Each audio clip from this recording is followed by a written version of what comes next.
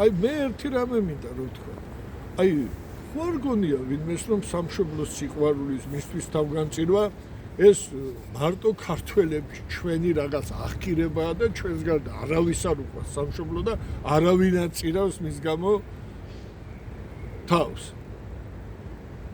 სამშობლო ყველა ერს უყვარს ფაქტიურად.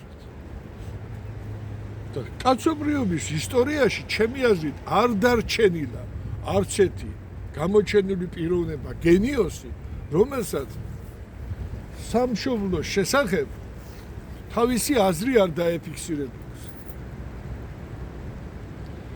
აი მას ვისაც სამშობლო არ უყვარს, მას არავის და არაფრის სიყვარული არ შეუძლია.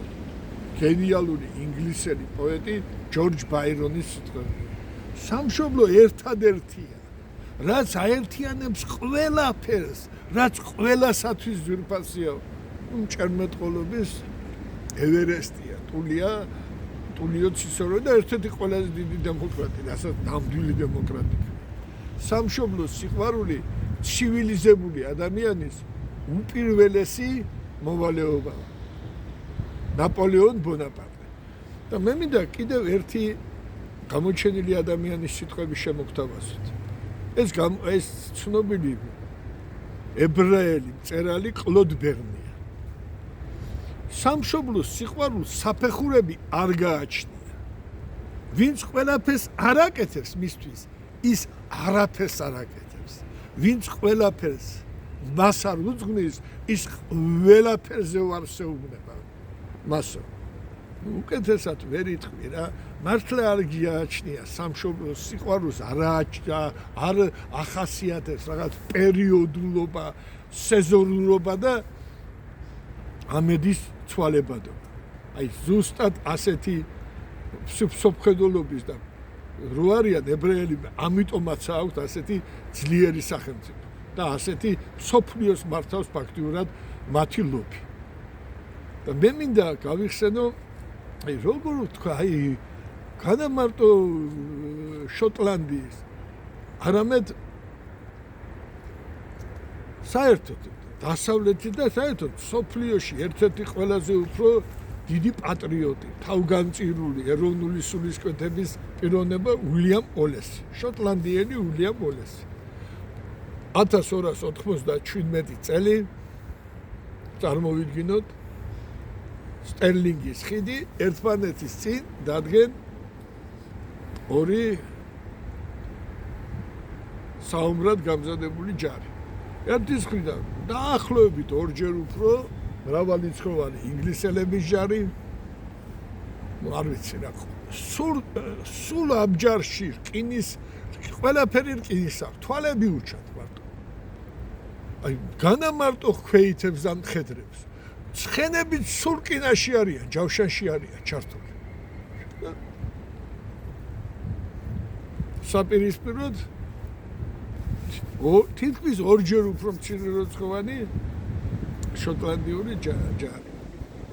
ავიცი ეს ნადირის ტყავებში, კაბებში, ხეა, სუხისა აქვს ყველაფერი რა. შუბები, ფარები, მზარადები, ჭავშნები. არ ვიცი, წესიერად გონია ზოგიერთ מחვილები, ცხლების ხისა. და რო დაინახეს ესეთი აი რკინის ნიაღვარი რო დაინახეს, წინ რაღაცა დგას რკინის კიბორგები პიროვნებები, ნუ შეთქმენ ახლა ზოგიერთები. და გამოტრიალდნენ და ტოვებენ ზონისვეს და მოემართება ამ დროს შემოეფეთათ უილიამ ოლესი, რომელიც თავის ასეთივე პატრიოტების ჯართან და ერთად მოეშურება სტერლინგის ბრძოლისაკენ და ეკითხება, სად მიდიხარ, ჩემო მამაცო შოტლანდიელებო? კაცო, რაც ქვია, სად მივდივართ? გაიხედეთ, რა ხდება, ეგერ ოლესეუბნები. რა, ვერ ხედავ, თუ გასო, კიბორგებია, რკინის. მერე, ხაღა მერეო, რაც დაგხოცავენ უყველას რა. ჩოულებრივად დაგხოცავენ. ეს ეუბნება გენაცვალე. კიო, გასაგებიო, აბა რას გააკეთებთ, ხო და წავალთ და ვიცოცხლებთ. კიო, იცოცხლებთ, მაგით. რამ გარკვეული წლები კიდევ იცოცხლებდო, მაგრამ ერთი რამ მაინტერესებს. როდესაც წლების შემდეგ თქვენ უბადროგ საცხოვრებლებშიო, ასე დამცირებულები, პატივაყრილები, დამონებულებიო, დაპყრობილებიო, როდესაც სულძდალეთო.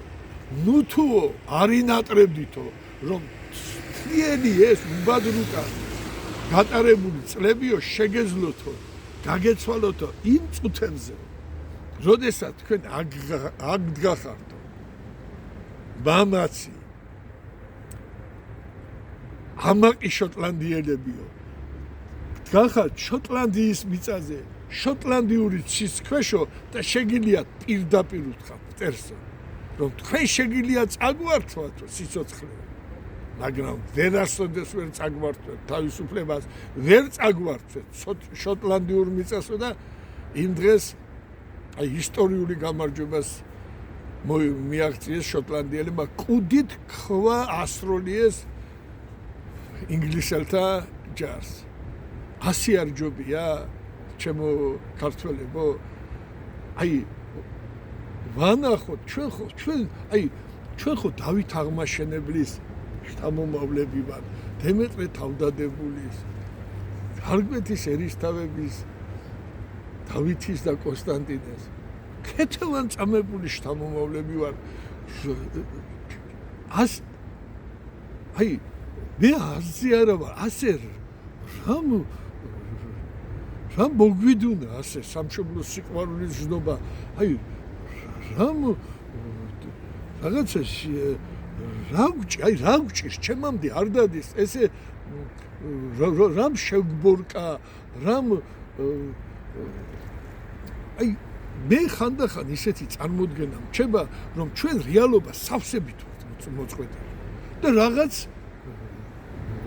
ესე იგი გრანდიოზული მისტიფიკაციის და ტოტალური ტყუილის ზღაპრუს სამყაროში ვარსებთ. დროა უკვე მოვწყდეთ ამ და დავბრუნდეთ რეალობაში და დავიმახსოვროთ სამშობლოს დაცვა ჩვენი წმინდათა წმინდა მოვალეობა.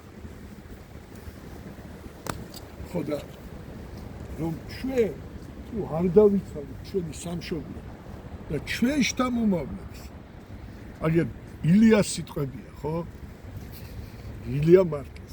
სამი ღვთაებრივი რამ დაგვჭა ჩვენ წინაპართაგან, ენა, მამული, სარწმუნოება. თუ ამასაც არ მოუარეთ, რა კაცები ვქვია, რა პასუხს გავცეთ შთამომავლობასო, დავიცვათ უნდა ჩვენ ეს ჩვენი წმინდათა წმინდა მოვალეობა. კარგად ზადებული.